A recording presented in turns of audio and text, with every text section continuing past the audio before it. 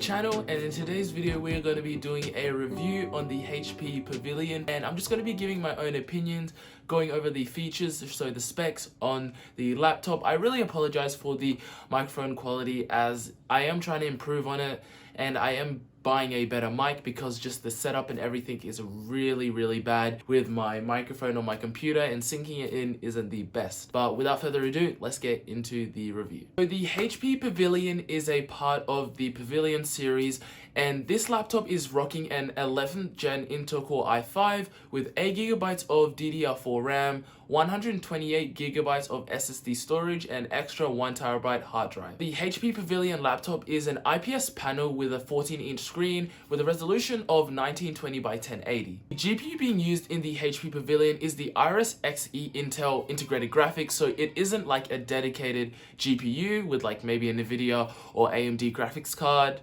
So the HP Pavilion is rocking a 720p web. Here are the ports that you can find on the HP Pavilion. They have one USB Type-C port, two USB Type-A ports, a HDMI 2.0, headphone jack, SD card reader. So my experiences with the just HP Pavilion laptop, I've had a good time with it when it comes to just maybe productivity and getting stuff done. It really does help. It also really helps with the flexibility where you can fold the tablet, which is really nice. The hinges, I wouldn't recommend getting this laptop if you're going to be using it in tablet mode, just because the hinges I've experienced, I'm not too sure if anybody else has experienced this, but the hinges actually make a crackling crack sound when you like maybe turn the screen for a long time. So like I've had this laptop for I think 2 or 3 years, and with the last few months when I would try to turn the laptop screen so I can use it into the tablet mode, I could always hear a crack through the hinge, and the hinge is starting to actually break off. As I did say, the touchscreen is really gimmicky. There's some things that really don't work out, like sometimes if I would just like to use maybe a pen, it does not come with a pen, so you have to probably buy another pen with it. But yeah, it's just the touchscreen is really not responsive. Like maybe it's a 50-50 chance that the like responsiveness like for the touchscreen is working, because a lot of the time when I use it, it just either doesn't respond or responds immediately.